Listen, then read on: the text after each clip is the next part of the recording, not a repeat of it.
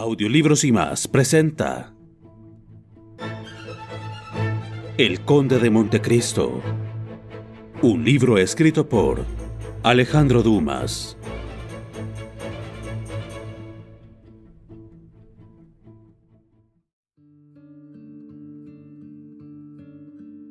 Capítulo 2. La presentación.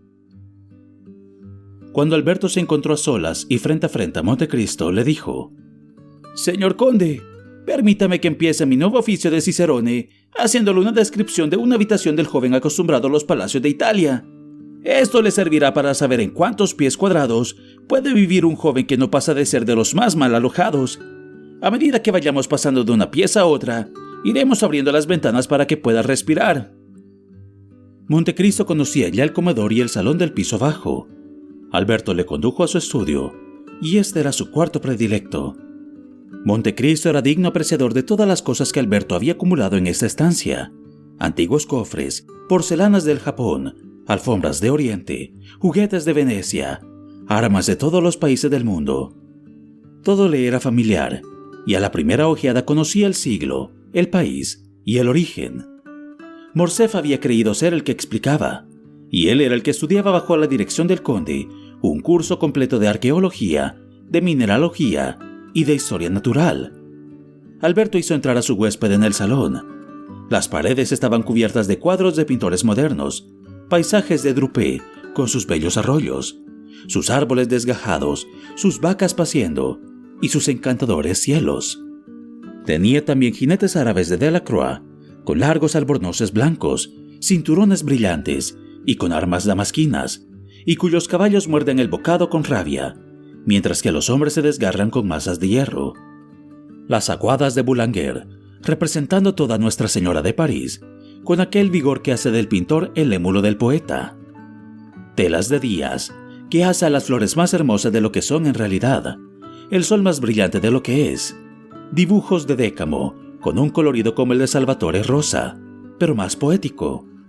Pasteles de Giraud y de Müller, representando niños con cabezas de ángeles, mujeres de facciones virginales, bocetos arrancados del álbum del viaje de Oriente a Dacoraz, que fueron trazados en algunos segundos sobre la silla de algún camello o sobre la cúpula de una mezquita.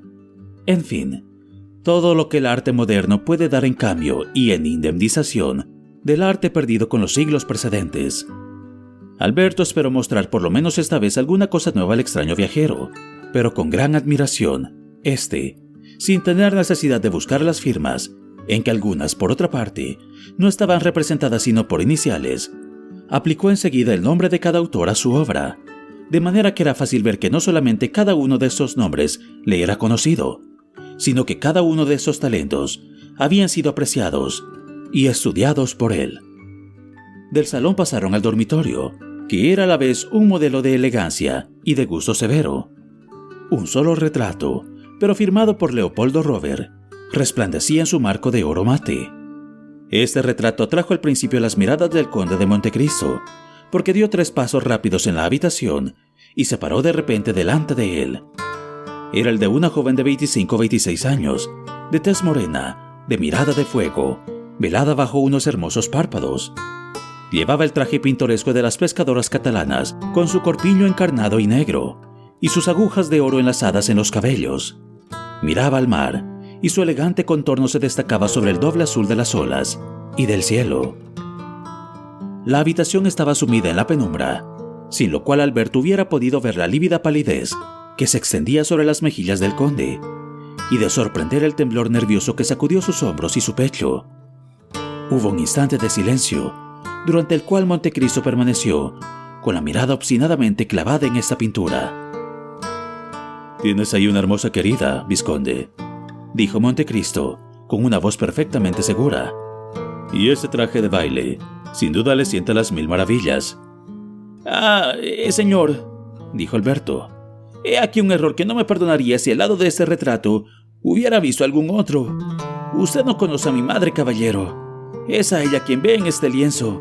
Se hizo retratar así hace 6 u 8 años. Ese traje es de capricho, a lo que parece. La condesa mandó hacer este retrato durante una ausencia del conde. Sin duda quería prepararle para su vuelta una agradable sorpresa, pero cosa rara. Ese retrato desagradó a mi padre, y el valor de la pintura, que como ya ve es una de las mejores de Leopoldo Robert, no pudo vencer su antipatía por el cuadro. La verdad, aquí para nosotros, mi querido conde, es que el señor Morcerf es uno de los pares más asiduos de Luxemburgo, pero un amante del arte de los más medianos. En cambio, mi madre pinta de un modo bastante notable, y estimando demasiado una obra semejante para separarse de ella, me la ha dado, para que en mi cuarto esté menos expuesta a desagradar al señor de Morcerf que en el suyo, donde verás el retrato pintado por Gros. Perdóneme si le hablo de una manera tan familiar, pero como voy a tener el honor de conducirlo a la habitación del conde, le digo eso para que no se le escape elogiar este retrato delante de él. Fuera de esto, posee una funesta influencia, porque es muy raro que mi madre venga a mi cuarto sin mirarle, y más raro aún que le mire sin llorar. La nube que levantó la aparición de esta pintura en el palacio es la única que ha habido entre el conde y la condesa, quienes, aunque casados hace más de 20 años, están aún unidos como el primer día. El conde lanzó una mirada rápida sobre Alberto, como para buscar una intención oculta en estas palabras, pero era evidente que el joven lo había dicho con toda la sencillez de su alma. «Ahora», dijo Alberto, «que ha visto todas mis riquezas, señor conde, permítame ofrecérselas, por indignas que sean. Considérese aquí como en su casa, y para mayor franqueza aún, dígnese acompañarme al cuarto del señor Morcerf, a quien escribí desde Roma el servicio que me prestó, y a quien anuncié la visita que me había prometido. Y puedo decirlo, el conde y la condesa esperaban con impaciencia que les fuese permitido darle las gracias. Sí, estaba un poco cansado de esas cosas, lo sé, señor conde. Y las escenas de familia no tienen mucho atractivo para Sinbad el marino. Habrá visto muchas escenas. Sin embargo, acepte la que le propongo, como iniciativa de la vida parisiense, vida de política, de visitas y de presentaciones». Montecristo se inclinó sin responder. Aceptaba la proposición sin entusiasmo y sin pesar, como una de esas conveniencias de sociedad de que todo hombre de educación se hace un deber.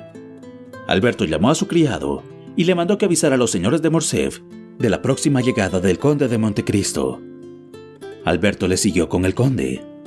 Al llegar a la antesala, se veía encima de la puerta que daba acceso al salón un escudo que por sus ricos adornos y su armonía indicaba la importancia que el propietario daba a aquel aposento. Montecristo se detuvo delante del blasón, que examinó detenidamente. «Campo azul y 7 merletas de oro puestas en fila. Sin duda será este el escudo de tu familia, caballero. Excepto el conocimiento de las piezas que me permita descifrarlo, soy un ignorante en cuanto a heráldica. Yo, conde de casualidad, fabricado por la Toscana, ayudado por una encomienda de San Esteban, y que hubiera pasado siendo gran señor, si no me hubieran repetido que cuando se viaja mucho es totalmente imprescindible. Porque al fin siempre es preciso, aunque no sea más que para cuando los aduaneros te registran, tener algo en la portezuela de tu carruaje. Discúlpame pues si te hago tal pregunta». «De ningún modo es indiscreta», dijo Morcerf con la sencillez de la convicción. «Y lo ha adivinado. Son nuestras armas, es decir, las de la familia de mi padre, pero como ve, están unidas a otro escudo con una torre de oro, que es de la familia de mi madre. Por parte de las mujeres soy español, pero la casa de Morcerf es francesa, y según he oído decir, una de las más antiguas del mediodía de Francia». «Sí, lo indican las aves. Casi todos los peregrinos armados que intentaron o que hicieron la conquista de Tierra Santa tomaron por armas cruces, señal de la misión que iban a cumplir, o aves de paso, símbolos del largo viaje que iban a emprender y que esperaban acabar con las alas de la fe.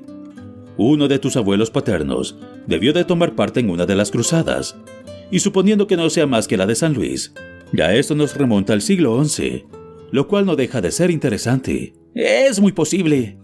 Mi padre tiene en el gabinete un árbol genealógico que nos explicará todo esto. Pero ahora no pensemos en ello, y sin embargo le diré, señor conde, y esto entra en mis obligaciones de Cicerone, que empiezan a ocuparse mucho de estas cosas en esos tiempos de gobierno popular». «Pues bien, tu gobierno debió elegir algo mejor que esos 2 carteles que he visto en tus monumentos y que no tienen ningún sentido heráldico. En cuanto a ti, vizconde, eres más feliz que tu gobierno, porque tus armas son verdaderamente hermosas y hablan a la fantasía. Sí, eso es. Eres a un tiempo de Provenza y de España, lo cual está explicado si el retrato que me has mostrado es semejante por su hermoso color moreno, que tanto admiraba yo, en el rostro noble de la catalana». Preciso hubiera sido ser otro Edipo o la misma Esfinge para adivinar la ironía que dio el conde a estas palabras, llenas en apariencia de la mayor cortesía. Morcerf le dio las gracias con una sonrisa y, pasando delante del conde para mostrarle el camino, abrió la puerta que estaba debajo de sus armas y que, como hemos dicho, comunicaba con el salón. En el lugar principal de este salón se veía asimismo un retrato. Era el de un hombre de 38 años, vestido con uniforme de oficial general, con sus 2 charreteras, señal de los grados superiores, la cinta de la Legión de Honor alrededor del cuello, lo cual indicaba que era comendador, y en el pecho, al lado derecho, la placa de Gran Oficial de la Orden del Salvador, y a la izquierda la de la Gran Cruz de Carlos III, lo cual indicaba que la persona representada por este retrato hizo la guerra a Grecia y España, o lo que viene a ser lo mismo, había cumplido alguna misión diplomática en ambos países. Montecristo se hallaba ocupado en examinar ese retrato, con no menos atención que había examinado el otro, cuando se abrió una puerta lateral y vio al conde de Morcerf en persona.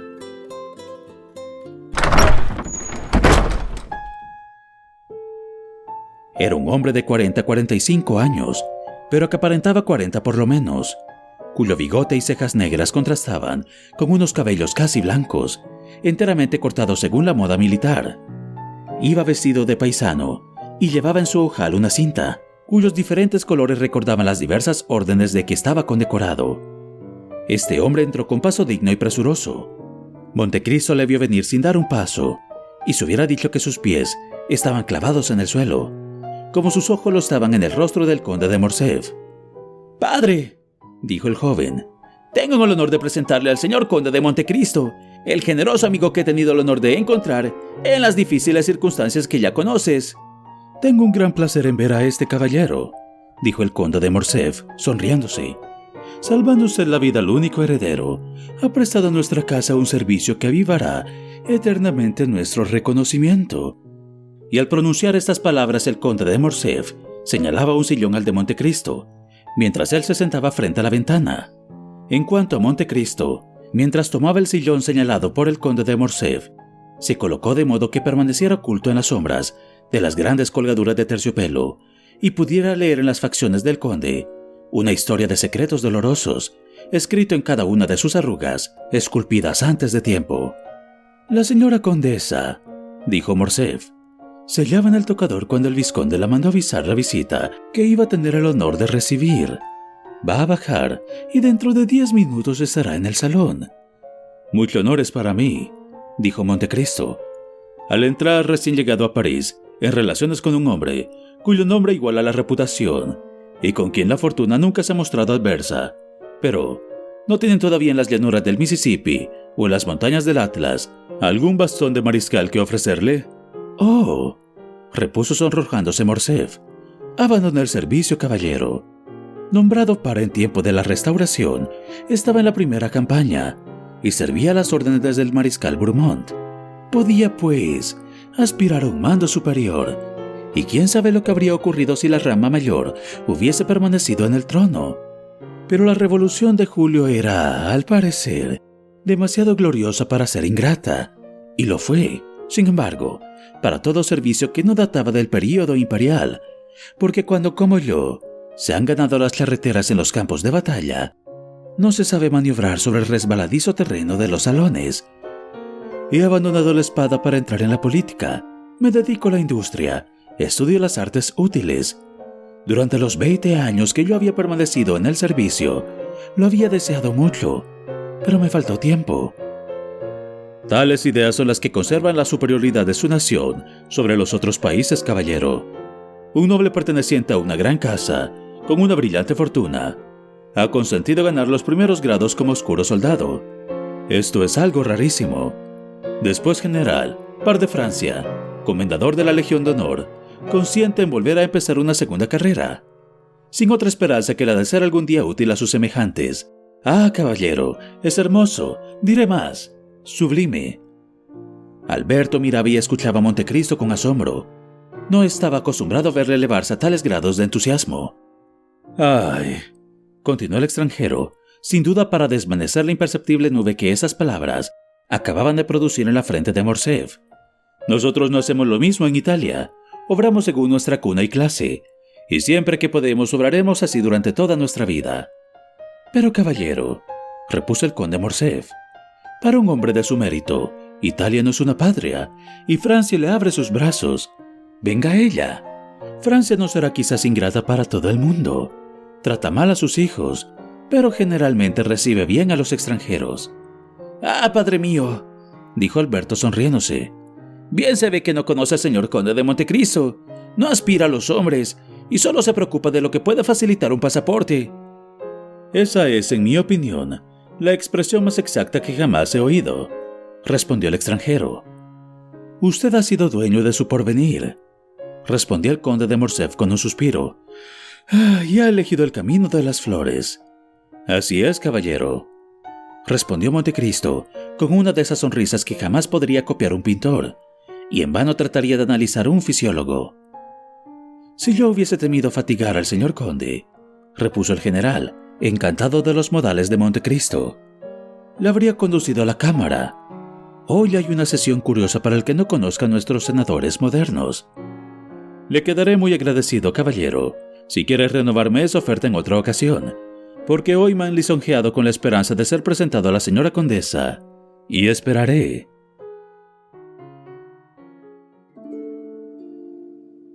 «¡Ah, ahí está mi madre!», exclamó el vizconde.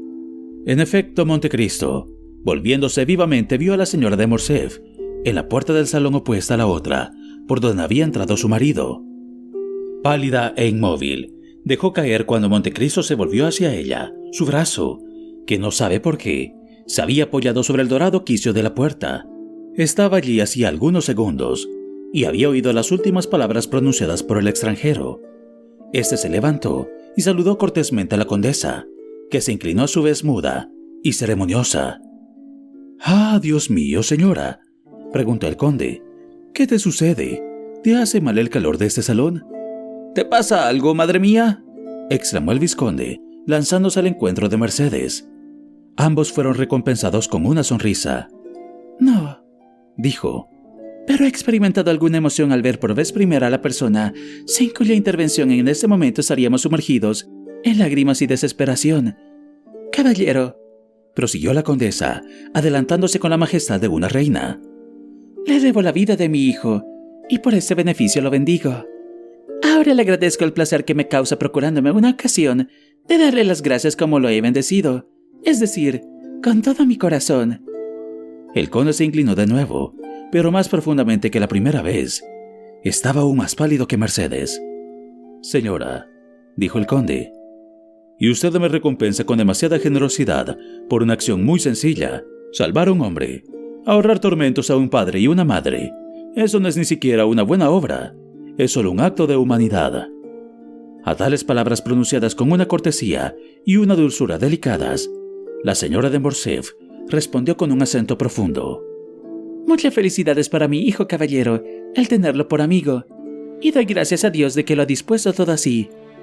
Y Mercedes levantó al cielo sus bellos ojos con una gratitud tan infinita que el conde creyó ver temblar en ellos algunas lágrimas. El señor Morcerf se acercó a su esposa. «Señora», dijo, «ya le he dado mis excusas al señor conde por verme obligado a dejarle, y le suplico que usted se las renueve. La sesión se abre a las 2, son las 3, y debo hablar en ella». «Descuide, le procuraré hacer olvidar su ausencia a nuestro huésped», repuso la condesa. «Señor conde», continuó ella, volviéndose hacia Montecristo, «¿nos haría el honor de pasar el día con nosotros?» «Gracias, señora, y agradezco infinito su ofrecimiento, pero me he apeado esta mañana a su puerta desde el camino. Ignoro cómo estoy instalado en París, y esa es una inquietud ligera, lo sé, pero sin embargo, natural». «Al menos tendremos otra vez este placer, ¿no se lo promete?», preguntó la condesa. Montecristo se inclinó sin responder, aunque esa inclinación podía pasar por un asentimiento. «Entonces, no lo detengo, caballero, porque no quiero que mi reconocimiento sea indiscreción». «Querido conde», dijo Alberto, «si quiere, voy a pagarle en París su amable favor de Roma y poner mi coupé a su disposición hasta que tenga tiempo de arreglar sus carruajes». «1.000.000 de gracias por tu bondad, vizconde», dijo Montecristo, «pero presumo que el señor Bertuccio Habrá empleado las 4 horas y media que acabo de dejarle y callaré en la puerta un carruaje preparado. Alberto estaba acostumbrado a los modales del conde. Sabía que iba como Nerón, en busca de lo imposible, y no se asombraba de nada. Pero quería juzgar por sí mismo de qué modo habían sido ejecutadas las órdenes, y le acompañó hasta la puerta de su casa. Montecristo no se había equivocado. Apenas se presentó en la sala, un lacayo, el mismo que en Roma fue a llevar la carta de los jóvenes, y anunciarle su visita, se había lanzado fuera del peristilo, de suerte que al llegar al pie de la escalera, el ilustre viajero halló efectivamente su carruaje esperándole. Era un coupé, acabado de salir de los talleres de Keller, y un tiro por el que Drake había rehusado la víspera 18.000 reales. «Caballero», dijo el conde a Alberto, «no te propongo que me acompañes a mi casa, pues no podría mostrarte más que una casa improvisada. Concédeme un solo día, y entonces te invitaré a ella. Estaré más seguro de no faltar a las leyes de la hospitalidad». «Si pide un día, estoy tranquilo. No será entonces una casa la que me muestre, será un palacio. Desde luego, tiene algún genio a su disposición». «Créelo así», dijo Montecristo poniendo el pie en el estribo, forrado de terciopelo, de su espléndido carruaje. «Esto me pondrá bien con las damas». Y entró en su carruaje, que partió rápidamente, pero no tanto que no viera el movimiento imperceptible que hizo temblar la cortina del salón donde había dejado a Mercedes.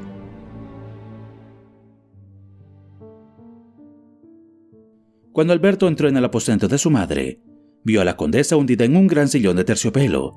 Sumido en la penumbra todo el cuarto, apenas pudo distinguir a Alberto las facciones de su madre, pero le pareció que su voz estaba alterada. También distinguió entre los perfumes de las rosas y de los heliotropos del florero el olor acre de las sales de vinagre sobre una de las copas cinceladas de la chimenea. Efectivamente, el pomo de la condesa atrajo la inquieta atención del joven. «Madre mía, ¿te sucede algo?», exclamó entrando. «¿Te has puesto mala durante mi ausencia?». «¿Yo? No, Alberto. Pero ya comprenderás que esas rosas y esas flores exhalan durante esos primeros calores, a los cuales no estoy acostumbrada a tan intenso perfume». «Entonces, madre mía», dijo Morcerf, tirando el cordón de la campana, «es preciso llevarlas a tu antesala. Estás indispuesta. Cuando entraste estabas ya muy pálida». «¿Qué estaba pálida, dices, Alberto?». «Con una palidez que te sienta las 1000 maravillas, madre mía. Pero aún así, nos diste un susto a mí y a mi padre». «¿Te ha hablado de ello tu padre?», preguntó vivamente Mercedes. «No, madre, pero a ti, recuérdalo. Te hizo esa observación». «No lo recuerdo», dijo la condesa. Un criado entró. Acudía al ruido de la campanilla. «Lleva esas flores a la antesala o al gabinete del tocador. Le hacen mal a la señora condesa». El criado obedeció. Hubo un momento de silencio, que duró todo el tiempo necesario para dar cumplimiento a esta orden. «¿Qué nombre es ese de Montecristo?», preguntó la condesa, así que el criado hubo llevado el último vaso de flores. «¿Es algún nombre de familia, de tierra, o un simple título?». «Me parece, madre mía, que es un título y nada más. El conde ha comprado una isla en el archipiélago toscano y ha fundado un pequeño reino, según él decía esta mañana. Ya sabes que eso se suele hacer por San Esteban de Florencia, por San Jorge Constantino de Parma y aún por la Orden de Malta. Aparte de ello, no tiene ninguna pretensión de nobleza y se llama conde por casualidad, aunque la opinión general en Roma es que el conde es un gran señor». «Sus maneras son excelentes, por lo menos según lo que he podido juzgar en los breves instantes que ha permanecido aquí». «Son perfectas, madre mía, tan perfectas que sobrepujan en mucho a todo lo más aristocrático que yo he conocido en las 3 noblezas principales, es decir, en la nobleza inglesa, la española y la alemana». La condesa reflexionó un momento y después replicó: «¿Has visto, mi querido Alberto? Es una pregunta de madre la que te hago. ¿Has visto al señor de Montecristo en su interior? Tienes perspicacia, tienes mundo, más de lo que ordinariamente se tiene a tu edad. ¿Crees que el conde sea lo que aparenta en realidad?». «¿Y a ti qué te parece?». «Tú lo has dicho hace un instante, un gran señor». «Te lo he dicho, madre mía, que le tenía por tal». «Pero tú, ¿qué opinas, Alberto?». «Yo no tengo opinión fija acerca de él. Me lo creo maltés». «No te pregunto sobre su origen, te pregunto sobre su persona». «Ah, sobre su persona, eso es otra cosa. He visto tantas cosas extrañas en él, que si quieres que te diga lo que pienso, te responderé que le miraría como uno de los personajes de Byron, a quien la desgracia ha marcado con un sello fatal. Algún Manfredo, algún Lara, algún Werner, como uno de estos restos, en fin, de alguna familia antigua que, desheredados de su fortuna paterna, han encontrado una por la fuerza de un genio aventurero, que les ha hecho superiores a las leyes de la sociedad. ¿Qué estás diciendo? Digo que Montecristo es una isla en medio del Mediterráneo, sin habitantes, sin guarnición, guarida de contrabandistas de todas las naciones, de piratas de todos los países. ¿Quién sabe si estos dignos industriales pagarán a su señor un derecho de asilo? Es posible, dijo la condesa pensativa. Pero no importa, contrabandista o no, convendrás, madre mía, puesto que la has visto, en que el señor conde de Montecristo es un hombre notable, en que causará sensación en los salones de París. Y escucha, esta mañana en mi cuarto, inició su entrada en el mundo dejando estupefactos a todos los que allí estaban, incluso a Chateau Renaud. ¿Y qué edad podrá tener el conde?, inquirió Mercedes, dando visiblemente gran importancia a esta pregunta. Tiene de 35 a 36 años, madre mía.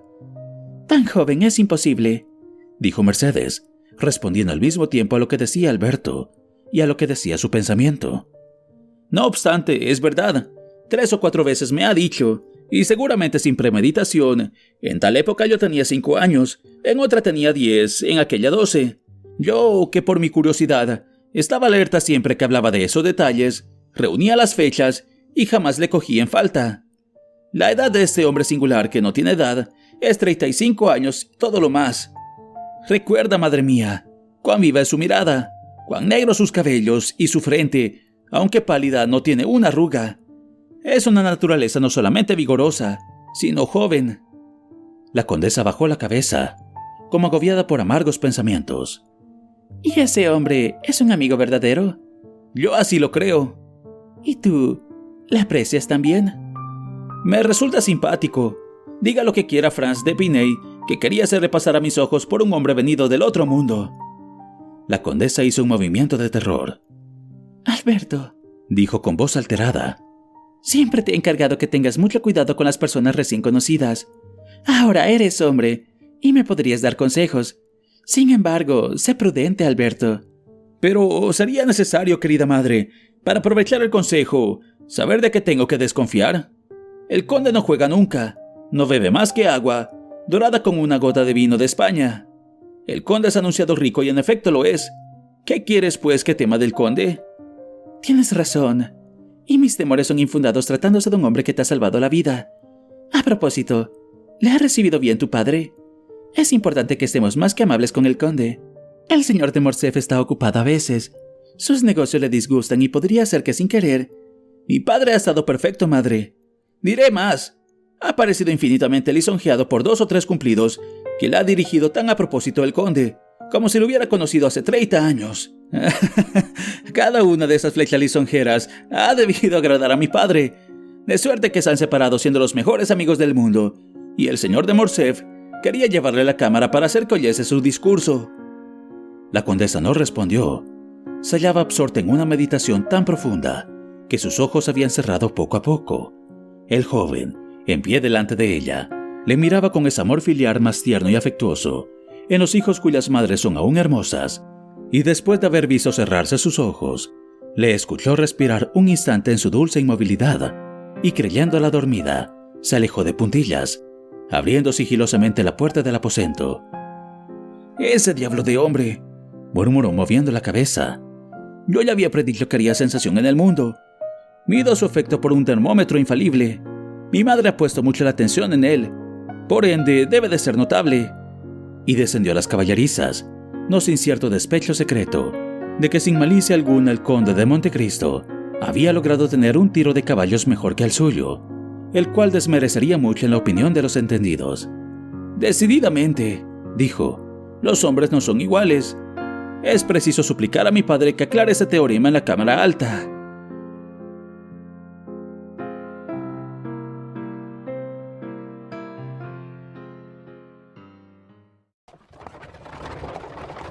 Capítulo 3. El señor Bertuccio. Entretanto, el conde había llegado a su casa. 6 minutos había tardado en ello, suficientes para que fuera visto por más de 20 jóvenes, que conociendo el precio del tiro de caballos que ellos no habían podido comprar, habían puesto sus cabalgaduras al galope para poder ver al opulento señor, que usaba caballos de 10,000 francos cada uno.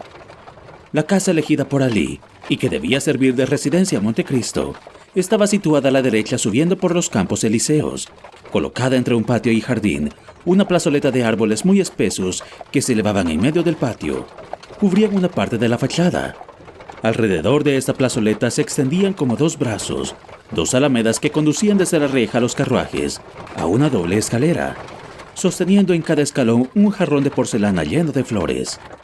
Esta casa aislada en mitad de un ancho espacio, tenía además de la entrada principal, otra entrada que caía a las calles de Pont-Rouen. Antes de que el cochero hubiera llamado al portero, la reja maciza giró sobre sus goznes. Habían visto venir al conde, y en París, como en Roma, como en todas partes, se le servía con la rapidez del relámpago.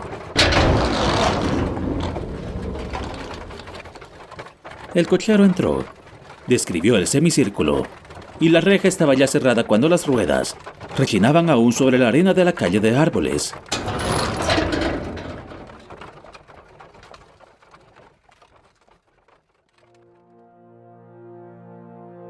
El carruaje se paró a la izquierda de la escalera. 2 hombres se presentaron en la portezuela. Uno era Alí, que se sonrió con alegría al ver a su señor, y que fue pagado con una agradecida mirada de Montecristo.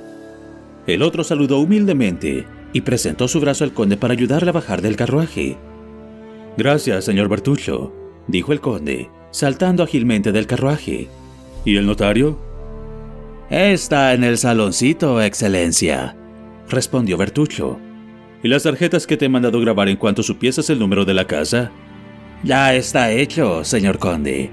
He estado en casa del mejor grabador del Palacio Real, que grabó la plancha delante de mí. La primera que tiraron fue llevada enseguida a la casa del señor barón Danglars, diputado, calle de la Chaussée de Antique número 7. Las otras están sobre la chimenea de la alcoba de su excelencia». «Bien. ¿Qué hora es?» «Las 4. Montecristo entregó sus guantes, su sombrero y su bastón al mismo lacayo francés que se había lanzado fuera de la antesala del conde de Morcerf para llamar al carruaje. Luego pasó al saloncito conducido por Bertuccio, que le mostró el camino. «Vaya, una pobreza de mármoles en esta antesala. Espero que los cambien inmediatamente». Bertuccio se inclinó. El notario esperaba en el salón, tal como había dicho el mayordomo. Era un hombre de fisonomía honrada y pacífica. «¿Eres el notario encargado de vender la casa de campo que yo quiero comprar?», preguntó Montecristo. «Sí, señor conde», respondió el notario. «¿Está preparada el acta de venta?». «Sí, señor conde». «¿La has traído?». «Aquí la tiene». «Muy bien. ¿Dónde está la casa que compro?», dijo el conde dirigiéndose a Bertuccio y al notario. El mayordomo hizo un gesto que significaba «no sé». El notario miró a Montecristo sorprendido. «¿Cómo? ¿No sabe el señor dónde está la casa que compra?». «No». «¿No tiene el señor conde la menor idea de su situación?». «¿Y cómo había de saberlo? Acabo de llegar de Cádiz esta mañana. Jamás he estado en París, porque esa es la primera vez que pongo un pie en Francia». «Entonces la cosa cambia», respondió el notario. «La casa que el señor conde compra está situada en Auteuil». A estas palabras, Bertuccio palideció visiblemente. «¿Y dónde está Auteuil?», preguntó Montecristo. «A 2 pasos de aquí, señor conde», respondió el notario. «Un poco después de Passy, en una situación magnífica, en medio del bosque de Bolonia». «¿Tan cerca? Pero eso no es cameo. ¿Cómo diablos me has ido a escoger una casa a las puertas de París, señor Bertuccio?». «Yo», exclamó el mayordomo turbado. «No, seguramente no es a mí a quien el señor conde encargó que le eligiera una casa. Procure recordar al señor conde, busque en su memoria, reúna sus ideas». «Ah, es verdad», dijo Montecristo. «Ahora recuerdo que he leído ese anuncio en un periódico, y me he dejado seducir por ese título. Casa de campo». «Aún es tiempo», dijo vivamente Bertuccio. «Y si su excelencia quiere que busque otra, la encontraré mucho mejor. en Enghien, en Fontenay-aux-Roses o en Bellevue. No, dijo Montecristo con tono despectivo. Puesto que ya tengo esta, la conservaré. Y hace bien, dijo vivamente el notario, temiendo perder sus ganancias. Es una propiedad muy hermosa. Aguas cristalinas y abundantes, bosques espesos, habitaciones cómodas, aunque descuidadas hace tiempo, sin contar con los muebles que, aunque un poco antiguos, tienen valor, sobre todo hoy día en que solo se buscan las cosas antiguas. Perdone, pero creo que el señor conde tendrá el gusto de la época. Habla. ¿Es cosa conveniente? Ah, señor, mucho mejor. Es magnífica.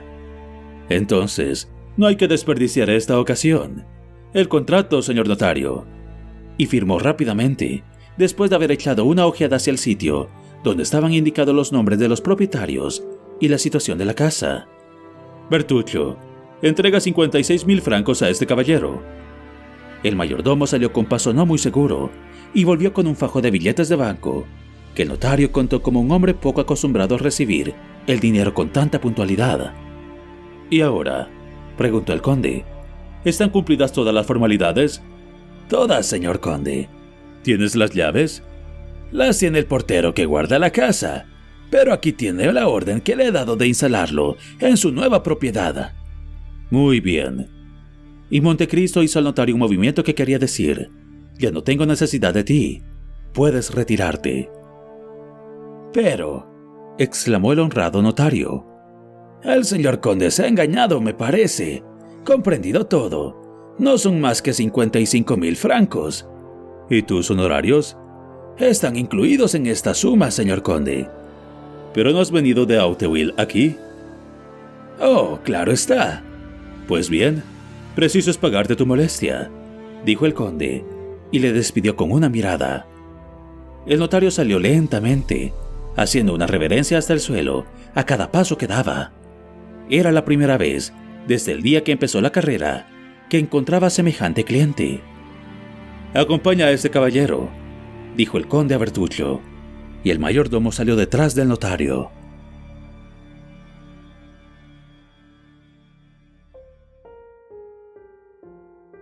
Tan pronto como el conde estuvo solo, sacó de su bolsillo una cartera con cerradura, que abrió con una llavecita que llevaba al cuello, y de la que no se separaba nunca. Tras de haber examinado un momento los papeles que contenía, su vista se detuvo en una hoja en la que habían varias notas. Comparó estas con el acta de venta que había puesto sobre la mesa y se quedó reflexionando un momento. Auteuil, calle de la Fontaine, número 30. Esto es... Ahora, ¿deberé arrancar esa confesión por el terror religioso o por el terror físico? Dentro de una hora lo sabré todo. «Bertuccio», exclamó, dando un golpe con una especie de martillo sobre un timbre, que produjo un sonido agudo y sonoro. «Bertuccio». El mayordomo acudió enseguida. «Señor Bertuccio», dijo el conde, ¿no me habías dicho otras veces que habías viajado por Francia? «Por ciertas partes de Francia, sí, excelencia». «Sin duda conocerás los alrededores de París». «No, excelencia, no», respondió el mayordomo con cierto temblor nervioso, que Montecristo, experto en cuanto a emociones, atribuyó con razón a viva inquietud. «Siento que no hayas visitado los alrededores de París, porque quiero visitar esta tarde mi nueva propiedad, y viniendo conmigo, hubieras podido darme útiles informes». «Ah, Auteuil», exclamó Bertuccio, cuya tez tostada se volvió casi lívida. «Yo ir a Auteuil». ¿Y qué tiene eso de particular? Cuando yo viva allí, será preciso que vengas conmigo, puesto que formas parte de la casa. Bertuccio bajó la cabeza ante la imperiosa mirada de su señor y permaneció inmóvil sin responder. «Ah, ¿qué sucede? ¿Vas a hacerme llamar por segunda vez para el carruaje?», dijo Montecristo, con el tono en que Luis XIV pronunció aquella frase: «He tenido que esperar». Bertuccio se lanzó a la antesala y gritó con voz ronca: «¡Los caballos de su excelencia!». Montecristo escribió 2 o 3 esquelas. Cuando hubo cerrado la última, volvió a presentarse el mayordomo. «El carruaje de su excelencia está a la puerta». «Pues bien, toma tus guantes y tu sombrero». «¿Pues qué? «Debo ir con el señor conde», exclamó Bertuccio exasperado. «Sin duda. Es preciso que dé sus órdenes, puesto que quiero habitar aquella casa». No era posible replicar. Así pues, el mayordomo, sin pronunciar una palabra, siguió a su señor, que subió al carruaje haciéndole seña de que él le siguiera. El mayordomo se sentó respetuosamente sobre la banqueta delantera.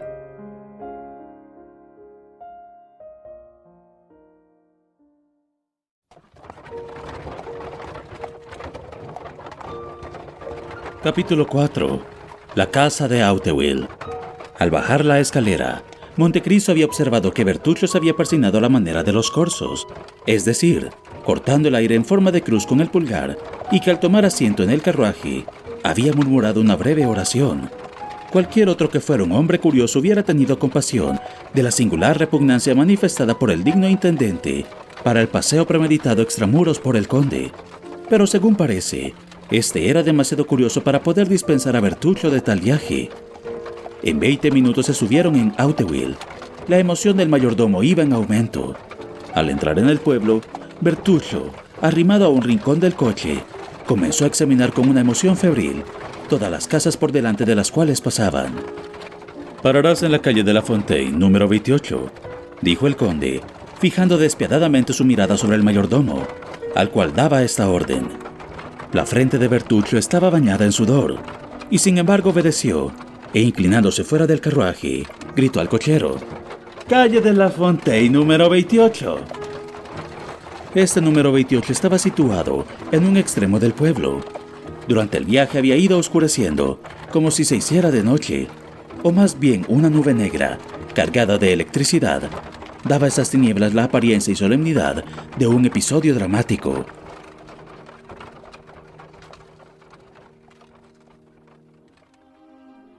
El carruaje se detuvo, y el lacayo se precipitó a la portezuela para abrirla. «¿Y bien?», dijo el conde. «¿No te apeas, señor Bertuccio? ¿Te quedas adentro? ¿En qué diablos piensas hoy?». Bertuccio se precipitó por la portezuela y presentó su hombro al conde, quien se apoyó esta vez y bajó uno a uno los 3 escalones del estribo. «Ve a llamar», dijo el conde, «y anúnciame». Bertuccio llamó, la puerta se abrió y apareció el portero. «¿Quién es?», preguntó. «Es tu nuevo amo», y presentó al portero el billete de reconocimiento entregado por el notario. «¿Luego se ha vendido la casa?», preguntó el portero. «¿Y es este caballero quien viene a habitarla?». «Sí, amigo mío», dijo el conde, «y procuraré hacer todo lo posible porque quedes contento de tu nuevo amo». «Oh, caballero», dijo el portero, «al otro propietario le veíamos rara vez. Hace más de 5 años que no ha venido, y bien ha hecho en vender una casa que no le servía de nada». «¿Y cómo se llamaba tu antiguo amo?», preguntó Montecristo. «El señor Marqués de Saint-Méran», respondió el portero. «¿El Marqués de Saint-Méran? Me parece que ese nombre no me es conocido. El Marqués de Saint-Méran». Y pareció reunir sus ideas.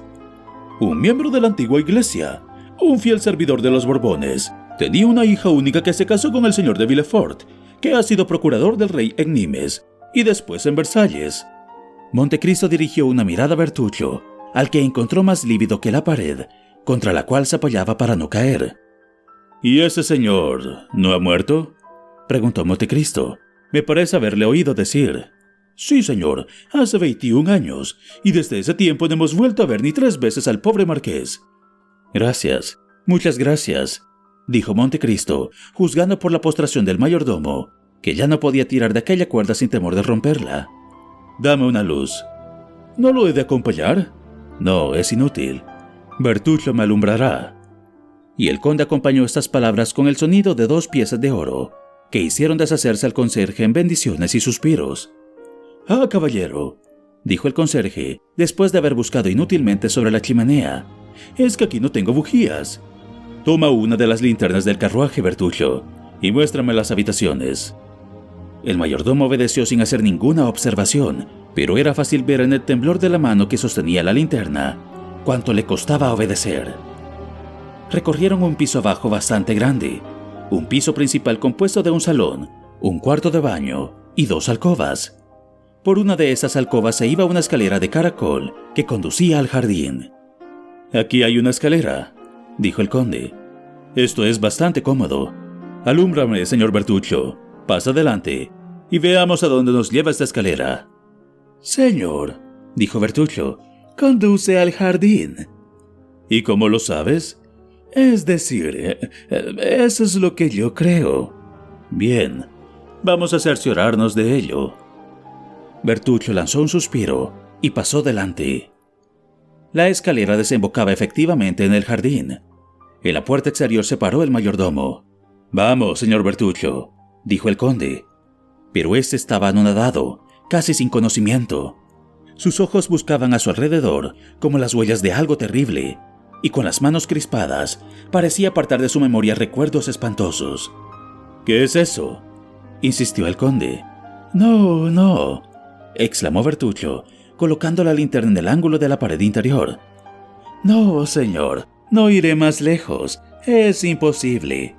¿Qué dices?, articuló la irresistible voz de Montecristo. Pero no ves, señor, exclamó el mayordomo, que no es cosa normal que teniendo una casa que comprar en París, la compre justamente en Auteuil y haya de ser la número 28 de la calle de La Fontaine. ¿Por qué no se lo he contado todo, señor? Tal vez no hubiera exigido que viniera.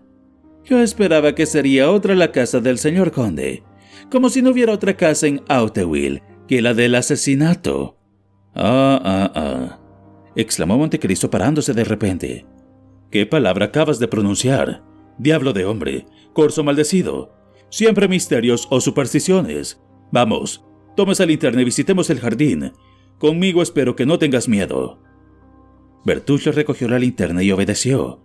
La puerta, al abrirse, descubrió un cielo opaco, en el que la luna pugnaba en vano contra un mar de nubes que la cubrían con sus olas sombrías, que iluminaban un instante y que iban a perderse enseguida, más sombrías aún, en las profundidades del firmamento.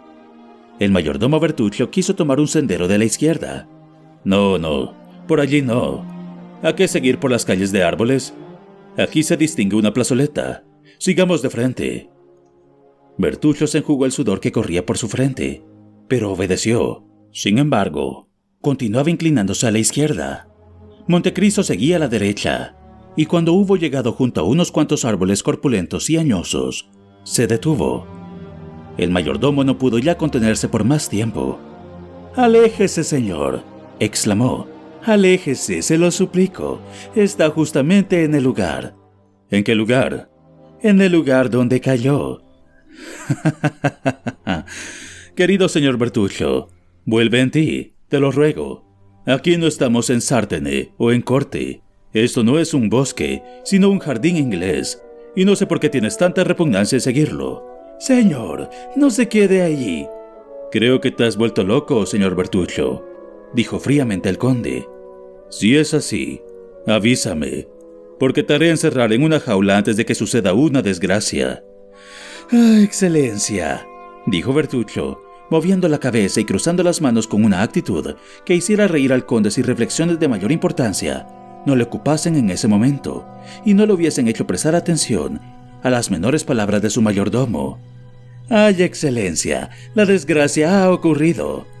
«Señor Bertuccio, me agrada el ver retorcerte los brazos y abrir unos ojos de condenado, y siempre he notado que solo hacen tantas contorsiones los que tienen algún secreto.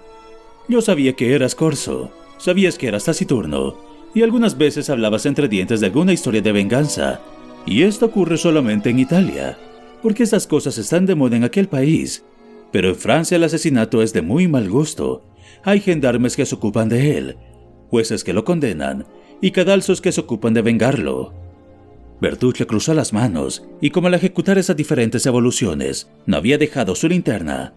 La luz iluminó su rostro desencajado. Montecristo le examinó con la misma mirada con que había examinado en Roma el suplicio de Andrés. Luego, con un tono que hizo estremecer al pobre mayordomo, dijo: «Luego mintió el abate Busoni, cuando después de su viaje a Francia en 1829, te envió a mí con una carta en la que me recomendaba tus buenas prendas. En fin, voy a escribir al abate, le haré responsable de su protegido, y sin duda sabré toda la historia de su asesinato. Solamente te advierto, señor Bertuccio, que cuando habita en un país Estoy acostumbrado a conformarme con sus leyes, y que no tengo ganas de andar con problemas y enredos con la justicia de Francia. No, no haga eso, Excelencia. Le he servido fielmente, ¿no es verdad?, exclamó Bertuccio desesperado. Siempre he sido hombre honrado y he hecho todo el bien que he podido. No digo lo contrario, pero ¿por qué diablos estás tan agitado? Esa es mala señal. Una conciencia pura no pone las mejillas tan pálidas. Pero, señor conde, dijo vacilando Bertuccio, ¿no me ha dicho usted mismo que el abate Busoni, que oyó mi confesión en las prisiones de Nimes, le había advertido al enviarme a su casa que tenía una acción sola que reprenderme? Sí, pero como te dirigí a mí diciéndome que serías un mayordomo excelente, creí que tu único delito había sido el robo. Oh, señor conde, exclamó Bertuccio con desprecio, porque como eras corso, no pudiste resistir a la tentación de hacer una piel, como suele decirse en nuestro país, cuando al contrario se le deshace una. Pues bien, sí, Excelencia, sí, mi buen señor, exclamó Bertuccio, arrojándose a los pies del conde. Sí, es una venganza, lo juro, solo una venganza. Comprendo, pero lo que no comprendo es que esta casa sea justamente la que te mortifique hasta tal punto. Pero, señor, es muy natural, puesto que la venganza fue ejecutada en esta misma casa. ¿Cómo? ¿Esta casa? Oh, Excelencia, aún no era suya. ¿Pero de quién era? El portero nos ha dicho que del marqués de Saint-Méran. ¿Pero por qué diablos tenías que vengarte del marqués de Saint-Méran? Oh, no era de él, señor, era de otro. Vaya un encuentro extraño, dijo Montecristo, pareciendo ceder a sus reflexiones. Que te halle por casualidad, sin preparación alguna, en una casa donde ha pasado lo que te causa tan espantosos remordimientos. Señor, dijo el mayordomo, todo esto es debido a la fatalidad, estoy seguro. Primero compra una casa justamente en Auteuil. Esta casa es la misma donde yo cometí el asesinato. Baja al jardín, justamente por una escalera donde él bajó. Se detiene justamente en el lugar donde él recibió el golpe. A 2 pasos, debajo de ese plátano, estaba la fosa donde acababa de enterrar al niño. Todo eso no es casualidad. Esto es de la providencia. Pues bien, veamos, señor Corso. Supongamos que sea la providencia. Yo supongo siempre lo que quiero. Además, a los espíritus débiles es preciso concederles todo lo que deseen. Vamos, reúne tus ideas y cuéntame eso. Solamente lo he contado una vez, señor, y fue el abate Busoni. Tales cosas, añadió Bertuccio moviendo la cabeza, no se dicen más que bajo el sello de la confesión. Entonces, mi querido Bertuccio, te agradará que te envíe con tu confesor. Con él te harás cartujo, Bernardo, y hablarás de tus secretos. Pero yo tengo miedo de un hombre que se asusta de semejantes fantasmas. No me gusta que mis servidores tengan miedo de pasearse por la noche en mi jardín. Después, lo confieso, me haría muy poca gracia la visita de algún comisario de policía, porque espero que lo sepas muy bien, señor Bertuccio. En Italia no se paga la justicia si no se calla, pero en Francia no se la paga, al contrario, sino cuando habla. Diablos, te creía un poco más corso, un gran contrabandista, un hábil mayordomo. Pero veo que tienes otras cuerdas en tu arco. Señor Bertuccio, queda despedido. Oh, señor, exclamó el mayordomo aterrado ante esta amenaza. Oh, si no se necesita más que eso para quedar a tu servicio, hablaré. Lo diré todo, y si me separo de usted, será para ir al cadalso. Eso es diferente, dijo Montecristo. Pero si quieres mentir, piénsalo. Más vale que no me digas nada. No, señor, se lo juro por la salvación de mi alma. Se lo diré todo, porque el abate Busoni no ha sabido más que una parte de mi secreto. Pero primero, se lo suplico, apártese de ese platanal. Mire, la luna va a salir, y ahí colocado, como está, envuelto en esa capa que me oculta su cuerpo, que se asemeja al del señor Villefort. ¿Cómo?, exclamó Montecristo. ¿Es el señor de Villefort? ¿Le conocí acaso, su excelencia? ¿El antiguo procurador de Nimes? Sí. ¿Que se casó con la hija del marqués de Saint-Méran? Eso es. y que tenía la reputación del magistrado más honrado, más severo, más rígido. Pues bien, señor, exclamó Bertuccio, ese hombre de una reputación tan sólida e intachable. Continúa. Era un infame. Bah, dijo Montecristo, eso es imposible. Es la pura verdad. Sí, dijo Montecristo. ¿Y tienes prueba de ello? Tenía una, por lo menos. ¿Y la has perdido? Eres torpe. Sí, pero buscándola bien, podemos encontrarla. Bien, bien. Ahora cuéntame eso, señor Bertuccio, porque te digo que realmente me va interesando todo este asunto. Y el conde, tarareando un aria de Lucía, se fue a sentar en un banco, mientras que Bertuccio le seguía reuniendo sus ideas. Bertuccio permaneció en pie delante del conde.